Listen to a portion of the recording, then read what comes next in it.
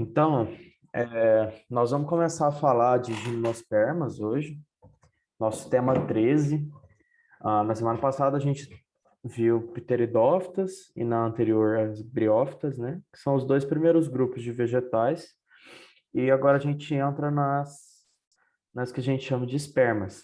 Espermas quer dizer semente, então é por isso que elas chamam gimnospermas, produtoras de semente, espermas. E gímeno é porque é semente nua, no caso. Nua por quê? Porque como elas não têm fruto, a gente fala que elas não têm nada que recobre elas, a não ser a própria estrutura ali da semente, certo? Então, os conceitos gerais e as características, as novidades evolutivas, elas possuem tecidos e órgãos verdadeiros, que são raiz, caule e folhas, por isso elas são cormófitas. Tem vasos condutores de seiva, que são o xilema e o floema. A gente vai ver mais para frente como que funciona o xilema e o floema, então não precisa se preocupar. São traqueófitas, portanto. Apresentam um órgão reprodutor visível, é a primeira novidade. A gente vai ver mais para frente que essa estruturazinha aqui, que a gente chama popularmente de pinha, ela é a estrutura reprodutiva das gimnospermas. Antigamente a gente chamava de flor, só que hoje em dia a gente não chama mais de flor, porque ela não é uma flor. Para ser flor tem que ter algumas outras estruturas. Aqui também. É o que a gente chama de pinha, a gente coloca na árvore de Natal, enfim. São os órgãos reprodutores que são visíveis e por isso elas são chamadas de fanerógamas. Mas vocês não precisam lembrar de nenhum desses nomes que eu coloquei só por curiosidade. Elas formam o grão de pólen, que ele vai auxiliar muito principalmente na forma com que essas plantas vão se reproduzir. Elas não vão precisar mais da água de jeito nenhum para poder fazer o processo de reprodução. E muito disso é graças ao grão de pólen. Por quê? Porque o grão de pólen, ele é, na verdade, o gametófito, né, da planta, gametófito masculino, na verdade, que provavelmente vocês lembram que a gente tem uma alternância de gerações nas plantas. Então, a gente tem uma fase que é a de esporófito e a outra que é de gametófito. Então, o gametófito ele foi se reduzindo conforme a evolução foi indo. Isso ajudou demais as plantas a ter uma independência da água para fazer reprodução e para, por consequência, formar novos indivíduos. E aí, o que vai acontecer com esse grão de pólen? Ele vai ser levado pelo vento. Então, as plantas que formam os grãos de pólen são chamadas de sifonógamas, mas, como eu disse, não precisa saber. E elas formam sementes também, que é a outra novidade evolutiva, talvez a mais importante, ao lado do grão de pólen, que faz delas espermatófitas, formadoras de sementes, portanto. Então, aqui, a classificação, nossa, eu tinha feito mal, esqueci de salvar.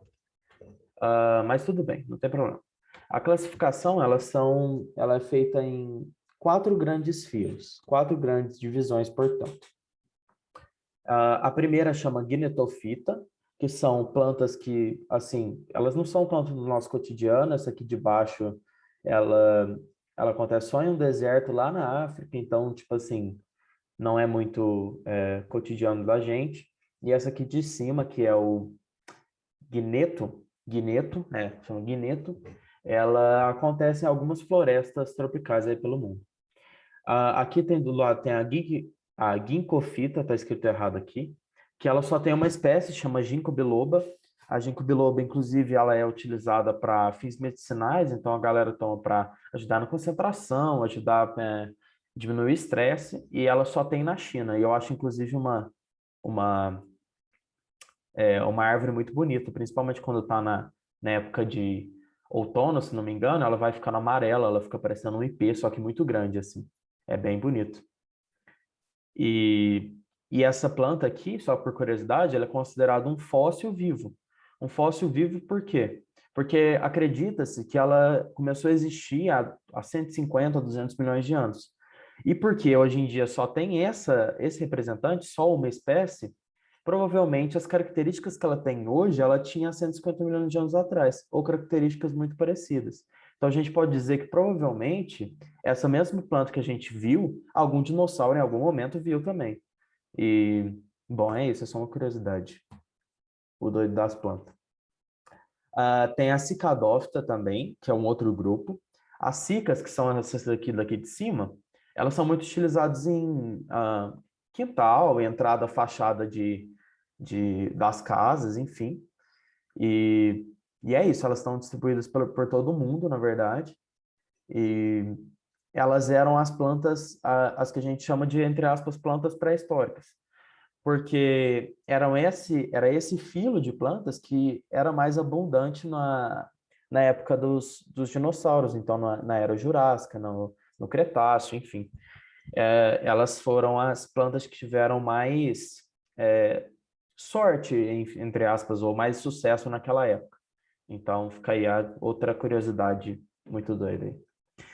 E aqui, chegando no onde realmente importa, assim, para nós. Porque é o grupo que cai mais no vestibular e é o grupo que a gente vai estudar mais a fundo hoje. E provavelmente semana que vem, vamos ver. Então, aqui são as coníferas, ou coniferofita. É o grupo mais abundante, tem muitas e muitas espécies por todo o mundo. E os principais representantes, pelo menos para a gente aqui, com questão de vestibular, são as araucárias, que são essas aqui do lado direito. As araucárias, elas ocorrem no Brasil, exclusivamente no Brasil. Ela está ali na Serra Catarinense, em uma parte no norte do Paraná, e também tem na Serra Paulista ali, que é Campos do Jordão, aquela região ali. Também tem araucária naturalmente. E elas estão ameaçadas de extinção por conta da, da exploração da madeira delas e também por conta da diminuição do habitat das gralhas azuis. Não sei se vocês já ouviram falar, a gralha azul é um pássaro que ele tem o dorso, então as costas dele é preta e o peito é azul. E essa gralha, o que que ela faz? Ela pega o pinhão, come a parte externa ali do pinhão, deixando só o embrião. Aí esse embrião, onde ele cai, ele germina e cresce uma nova araucária. Só que por conta da diminuição do habitat dessas gralhas, por conta das cidades, das plantações, enfim, as araucárias também estão tendo problemas com extinção. Isso é importante, pode ser que caia no Enem, porque é um tema recorrente. Aqui do lado eu tenho um pinheiro, que é... As espécies de pinheiro são as mais abundantes e elas vão ocorrer principalmente, quase que exclusivamente, na verdade, no hemisfério norte. Então, vai ter ali no Canadá, nos Estados Unidos, numa boa parte da Europa, só que não existem praticamente florestas de pinheiros mais, porque elas foram quase todas derrubadas. E tem ali na Rússia também bastante, enfim. Floresta boreal de coníferas, que a gente chama, né? E aqui embaixo, a maior árvore do planeta, que são as sequoias. As sequoias, elas só tem ali na costa oeste dos Estados Unidos, tem uma floresta gigantesca, o Parque Nacional das Sequoias. Uma hora vocês procurem aí, porque é bem bonito. Parque Nacional das Sequoias. E aí, vamos lá. São incríveis mesmo, João, eu gosto muito. Eu, por causa do que desligou meu computador, eu perdi de novo o jeito que estava o slide que eu tinha deixado por último. Porque eu estava dando uma arrumadinha antes da aula. Mas a gente vai aqui olhar para as estruturas reprodutivas, então, dos pinheiros e das araucárias. Então, aqui do lado esquerdo, eu tenho o que a gente chama de estróbilo masculino e estróbilo feminino. Vocês podem guardar também como cone masculino e cone feminino. Por que cone? Por que estróbilo? Os estróbilos, eles são os locais que vão ser produzidos os grãos de pólen e os sacos embrionários. Os grãos de pólen e os sacos embrionários são a alternância de geração. Então, eles são a,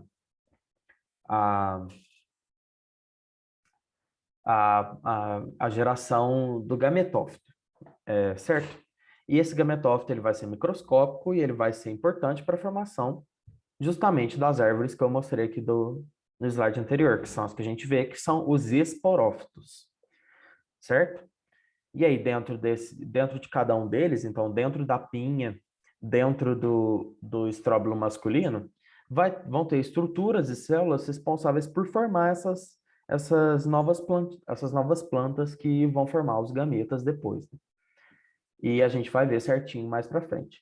Então, quando a gente vê uma pinha caída no chão já, e ela toda aberta assim, é porque ela já cumpriu o papel dela. Ela está toda aberta porque ela já permitiu ali, quando ela abre meio que as folhinhas dela, entre aspas, ela permite com que o grão de pólen vá ali dentro, fecunde e gere uma nova semente, certo? Aqui embaixo tem a semente da araucária, que é o pinhão. O pinhão sempre na época de festa junina, assim, vende no mercado. É caro pra caramba, mas é muito comum da galera comer no sul e tal. E é uma semente.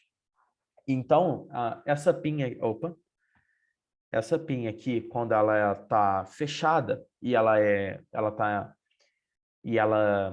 fecundada por inteiro, ela forma essa estrutura que está aqui embaixo, que é justamente um conjuntão, é como se fosse uma pinha gigantesca, como se fosse, não, é uma pinha gigantesca, só que ao invés de ter esses espaçozinhos aqui, ela tá cheia de sementes. Então, cada gominho desse forma dezenas e dezenas de sementes, certo? Aí eu trouxe aqui por curiosidade também, tá aqui bem pequeno, então deve estar meio difícil de ver aí, mas é uma semente de pinheiro isso aqui. A semente de pinheiro, ao contrário da semente das araucárias, ela não tem o auxílio da gralha para poder, ou de um animal para poder se dispersar. Então, qual que foi a forma com que os pinheiros acharam para poder fazer com que suas sementes fossem para mais longe? Eles criaram uma extensão aqui do lado, tá vendo? Que parece uma asinha de libélula ou de borboleta, enfim.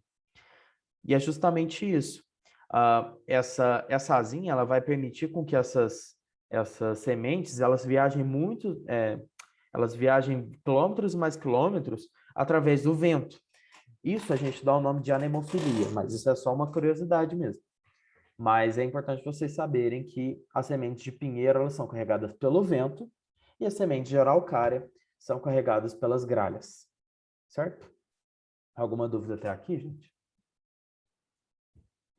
É legal mesmo, eu acho super, super legal. Inclusive, João, na verdade, originalmente, assim, há milhares e milhares, milhões e milhões de anos atrás, provavelmente as araucárias tinham a semente parecida com a de um pinheiro. Só que como a gralha azul auxiliou nesse processo de dispersão da semente, provavelmente, o que que aconteceu? As araucárias, pouco a pouco, foram levadas a aumentar a reserva de nutrientes que tem dentro da semente, fez com que as sementes ficassem maiores, e a asinha, que é aquela pontinha assim do pinhão que tem bem em cima assim, ela ficasse menor e hoje em dia fosse praticamente vestigial, porque não precisa mais delas. Enfim, mais uma curiosidade.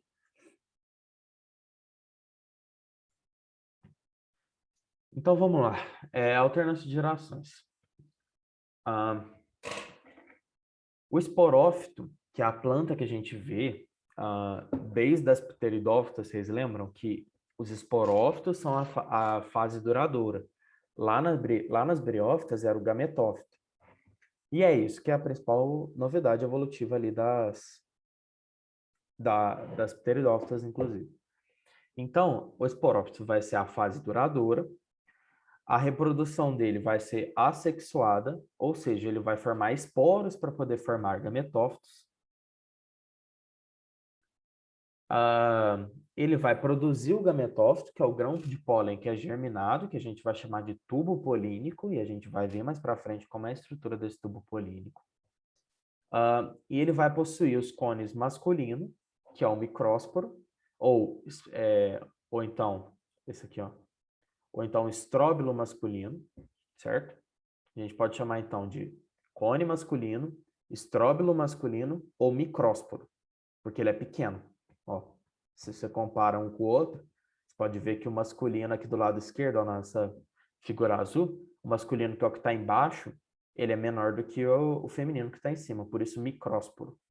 e o outro é megásporo, que vão produzir os esporos. Desculpa, aqui tá escrito gametas, mas está errado, é esporo. Então, deixa eu... Aqui tá escrito, é esporo aqui, gente, esporo. Vai que alguém tá anotando aí. Então, o gametófito, então, vai ser a fase passageira. Ele é microscópico aqui já, tá? Então, a gente nunca vai ver... Lembra que... Eu não lembro se vocês... Não sei se vocês viram a última aula, mas na última aula eu mostrei uma figurazinha de um gametófito de uma samambaia. Só que o que acontece? Ali ele é muito pequeno, mas dá pra gente ver. É muito raro da gente ver, mas vê. Agora, olha o tamanhozinho aqui. Ó, tá aqui uma figura do grão de pólen. Isso aqui é aumentado, sei lá, 40 vezes. Ou 100 vezes, talvez. Ele é muito, muito pequeno, então a gente não vê. E é por isso que ele é levado para o vento. Vocês estão vendo que ele parece o Mickey aqui assim, ó? Tipo assim, eu acho que parece o Mickey, tá ligado? Essa é mais uma adaptação aí das nossa, gente, das gimnospermas. Por quê? Como o grão de pólen, ele não vai depender mais da água para poder ser levado para outro lugar, então o que que ele vai fazer? Ele vai ter essas orelhinhas aqui, que na verdade são meio que asas, sabe? E aí vai auxiliar com que o vento ajude eles a sair e entrar aqui dentro, do que a gente chama de micrópilo, que é tipo o buraco para ele poder chegar aqui no negócio. E aí, ó, eu já vou aproveitar e já vou mostrar para vocês que vocês vão ter uma ideia melhor aqui nessa figura. Ó, pensa que tá aqui, ó. Aí tá lá ó, tá lá um estróbilo masculino. Então vamos lá. Ó, estróbilo masculino. Aí dentro desse estróbilo masculino aqui, ele produziu um grão de pólen. Então produziu um desse aqui, nessa figura aqui, ó, que está contornado. Aí o que acontece? Ele vai soltar, vai bater um ventão. E aí o que acontece? Quando bate o vento, como ele tem essas asinhas aí, entre aspas, o que vai acontecer? Ele vai... Ai, gente, cadê? Aqui, ó. O que vai acontecer? Ele vai, e por coincidência ou não, ele vai cair dentro de um lugar desse aqui. Então, imagina aqui o Mickeyzinho aqui, pá. E aí, o que ele vai fazer? Ele vai começar a formar o que a gente chama de tubo polínico, que é literalmente um tubo, como se fosse um cano mesmo. E aí, o que vai acontecer? A célula que estava aqui, ela vai encontrar com a célula feminina, uma vai fecundar, as duas vão fecundar, e aí vai formar o zigoto. Mas a gente vai ver já já de novo esse processo todo, mas é só para vocês terem uma ideia, mais ou menos. Então, a gente vai chamar, como eu já disse, o grão de pólen germinado de gametófito. Então, a gente chama a estrutura tubo polínico mais grão de pólen de gametófito masculino. E o saco embrionário, que é essa figurazinha aqui do lado direito, que parece, sei lá, parece um abacate, que tem uma aberturazinha em cima. Vai ser o saco embrionário, que vai ser o gametófito feminino, certo, gente? João, eu comecei a achar a planta legal depois que eu estudei no cursinho, porque antes eu não entendia direito, sabe? E aí eu gostava quando os professores colocavam um monte de exemplo assim, porque fica mais fácil da gente ver, fica mais de boa da gente saber mais ou menos o que a gente está vendo, o que está falando, né? Porque, não vou mentir, né, gente? Essa matéria aqui é muito complicada, ela tem muito detalhe. Enfim, bora lá. Gente, eu quero só voltar aqui Eu tinha... Nossa, não acredito que eu perdi o slide todo, cara. Mas, ó, vamos ver se vocês lembram aqui. Como elas têm tecidos verdadeiros, é muita coisa para lembrar mesmo. Tem uns nomes que, tipo assim, os vestibulares eles estão meio que desistindo de colocar, sabe? Porque não tem muito porquê. Você pediu uma coisa que é totalmente decoreba e que depois ninguém lembra, sabe? Enfim, como elas têm órgãos verdadeiros, essas plantas, o que acontece? Os caules delas, então pensa assim, num caule, num tronco de um pinheiro.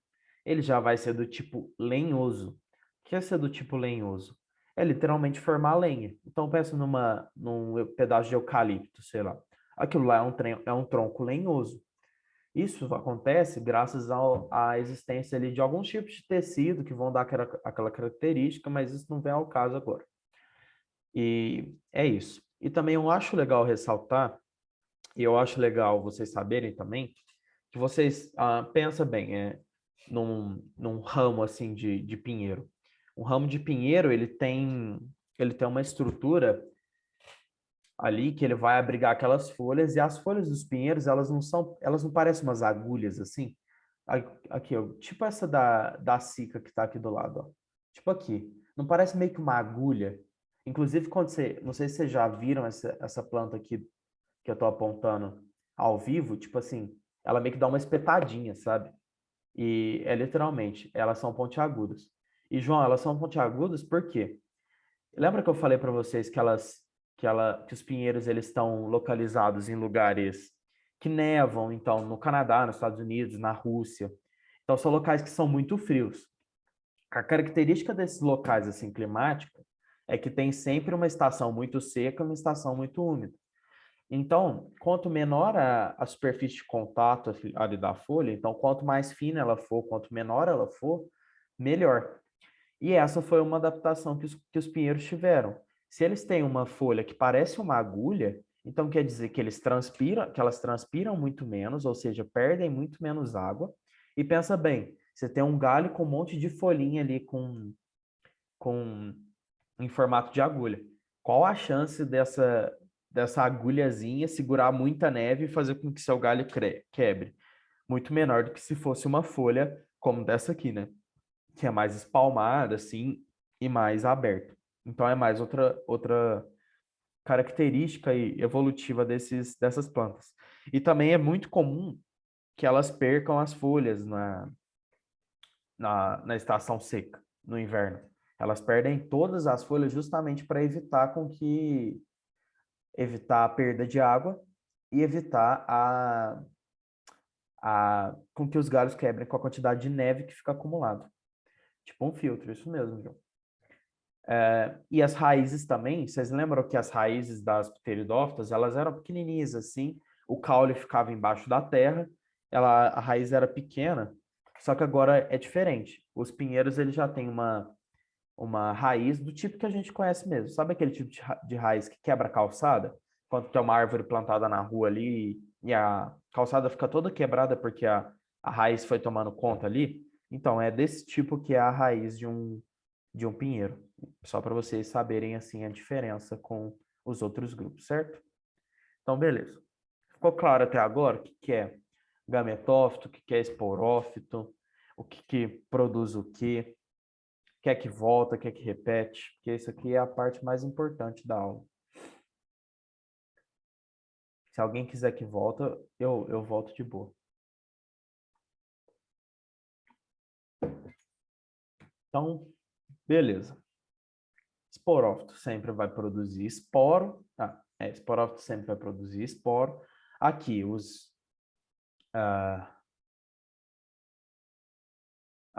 esporos, eles são produzidos pelo micrósporo, pelo megásporo, enfim, bora. Então, a formação do grão de pólen, que é, na verdade, no começo, pelo menos, ele é o esporo da planta. Então, vamos lá. Gente, se bateu o horário 9h50, vocês me avisam aí, porque como começou depois um pouquinho, né? Então, tá aqui, ó. Esse aqui é o esporófito, é o microstróbilo, que é o cone masculino. Vamos chamar de cone para ser mais fácil. Ou, vamos chamar de cone, que é mais fácil de lembrar. Então, aqui dentro dessas ranhurazinhas aqui, ó, vão ter estruturas que a gente chama de saco polínico. Não precisa saber desse nome, fica tranquilo. Então aqui, ó, em cada veiazinha vai ter um saco, em cada vincozinho desse aqui, ó, vai ter um saco polínico. Dentro desse saco polínico tem um monte de célula que a gente chama de microesporângio. O que são os microesporângios?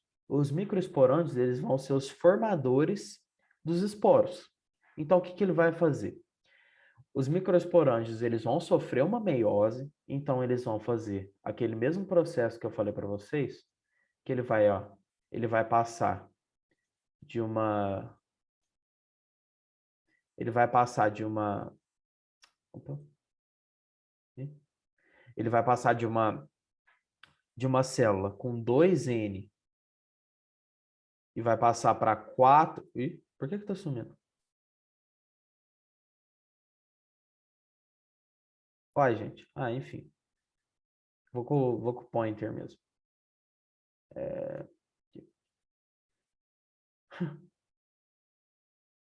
Começou a sumir. Mas tudo bem. Então, vai lá. Então, esse microesporângio, que ele era 2N, aqui, ó. Ele era 2N, ele vai sofrer uma meiose e ele vai formar quatro células filhas. 3 dessas células filhas vão degenerar, ou seja, vão deixar de existir. E um dos micrósporos, que é a célula que na verdade, na verdade é o esporo, né? Um dos esporos formados, ele vai germinar e vai formar um grão de pólen, que é aquela estruturazinha que parece o Mickey, certo? Essa estrutura aqui. Então, aqui, ó. Dentro dessa estrutura aqui, a gente vai ter 3 núcleos importantes, 3 células importantes, desculpa. A célula do tubo, que a gente chama, que é aquela que vai formar aquele canozinho que eu falei aqui, para poder fazer o encontro dos, dos dois gametas. A célula germinativa, que vai formar o gameta, que é a estrutura reprodutora, que vai combinar com a outra pela fecundação, certo? Então, essa aqui vai formar a célula do tubo, que é o tubo polínico, que é aquele sifão, que é aquele cano que vai levar o gameta até o gameta feminino. E essas outras aqui não precisa saber, porque elas não servem literalmente para nada, certo? E aí o que, que vai acontecer? Depois que tem a polinização pelo vento e a, esse grão de pólen cai em um daqueles orifícios que eu coloquei,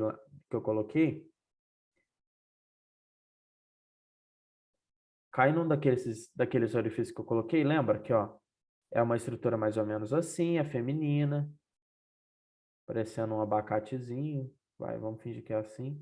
Aí caiu aqui um Mickeyzinho. Pá. Aí, depois da polinização, lembra que a polinização é pelo vento? Vento, vento. Então, o vento leva, ó, vento, finge que é um vento isso, gente.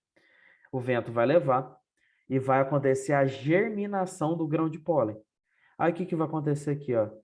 O grão de pólen vai formar o cano dele e vai fazer com que o gameta masculino que está aqui encontre com o feminino que está aqui, certo? Então, essa aqui é mais ou menos a ideia aqui e a função do grão de pólen a partir da formação. Então, vamos recapitular. Lá em cada um dos cones masculinos tem um monte de célula célula formadora de esporo. Essas células formadoras de esporo, elas vão fazer meiose e vão formar os micrósporos, que a gente pode chamar de esporo mesmo. Esses esporos vão se desenvolver e vão formar o grão de pólen. O grão de pólen vai ser levado pelo vento até o gametófito feminino, vai formar o tubo polínico, que é aquele caninho que eu comentei, e um dos núcleos que tem ali naquela estrutura vai ser um gameta, que vai combinar com o gameta feminino e vai formar uma nova planta. Uma semente, desculpa. Tá? Mas vamos ver aqui primeiro e de novo a formação do saco embrionário, que vai ser o gametófito feminino. Esse é um pouquinho mais chatinho, porque eu acho menos, entre aspas, palpável pelo fato de, sei lá, eu acho que é mais difícil de entender. Mas tá tudo bem. Nós vamos aqui devagarzinho. Então vamos lá, galera. Nossa, nós temos 5 minutos. A formação do saco embrionário, como que ela vai ser feita? Então imagina a pinha aqui, ela está fechadinha, como está aqui na figura. Então, estróbilo feminino, ou então cone feminino, ou então megaestróbilo. Aí tá. Lá dentro do megaestróbilo, em cada uma dessas ranhurazinhas aqui, tem uma célula mãe, certo? Que vai ser a célula que vai fazer a meiose. Quando essa célula faz a meiose, ela vai formar de novo 4 células filhas. E o que vai acontecer? 3 das células filhas vão degenerar e uma vai ficar muito grandona, que vai ser o que a gente chama de megásporo funcional, ou esporo feminino funcional. Certo? Ah, esporo não. Ou então gameta feminino, desculpa. Ou então gameta feminino, que vai formar o gametófito, certo? Então, essa estrutura aqui que a gente está vendo, do lado direito, é a última estrutura. É a planta já formada, é o gametófito já formado. E o que vai acontecer aqui? Dentro dessa estrutura toda, vão ter as oosferas, que são os gametas femininos. E essa parte estrutura de fora, ela vai proteger o gameta. Tá vendo que tem uma aberturazinha aqui? Isso a gente chama, se não me engano, é de... esqueci o nome, não tem problema. Vocês não precisam saber esse nome, não. Vocês precisam saber que tem uma aberturazinha, vai cair o grão de pólen aqui, vai fazer o encontro do gameta feminino com o gameta masculino. Isso vai formar uma semente, um novo esporófito. Certo? Então, recapitulando. Em cada megaestróbilo ou em cada cone feminino, a gente tem várias e várias estruturas reprodutoras. Essas estruturas reprodutoras têm uma célula-mãe, que é uma célula muito grande. Essa célula-mãe vai fazer uma meiose, vai formar quatro novas células. Só uma dessas células que vai se desenvolver, que é o megásporo funcional, certo? Esse megásporo funcional vai dar origem aos gametas femininos, que a gente chama de oosfera. Só que a gente pode guardar como gameta feminino. E é isso, basicamente. Certo? E o que eles chamam aqui de arquegônio é só uma proteção do gameta. E vocês não precisam lembrar de arquegônio. Então, sim, João, essa única célula que vai ser funcional, que a gente chama de megáspora funcional, vai ser a formadora ali do gametófito, ela vai comandar toda aquela estrutura, vai lançar substâncias e tudo mais para poder fazer toda a estrutura para poder formar efetivamente o gameta e o gametófito feminino. Ela vai utilizar, assim, dos recursos das outras 3 células que estão degenerando, tá bom? Isso é bem padrão, inclusive, assim, na natureza, quando a gente está falando de meiose. Então, fica sempre atento, porque normalmente quando tem uma meiose e fala que degenera as outras 3 células, é porque uma delas se, entre aspas, apossou ali dos recursos. Então, gente, eu não quero falar de fecundação e de formação de semente correndo, então a gente deixa isso para a semana que vem. Tudo bem para vocês? Porque senão nós vamos fazer isso correndo e eu não quero, não. E aí, semana que vem, a gente faz o seguinte. Eu vou parar aqui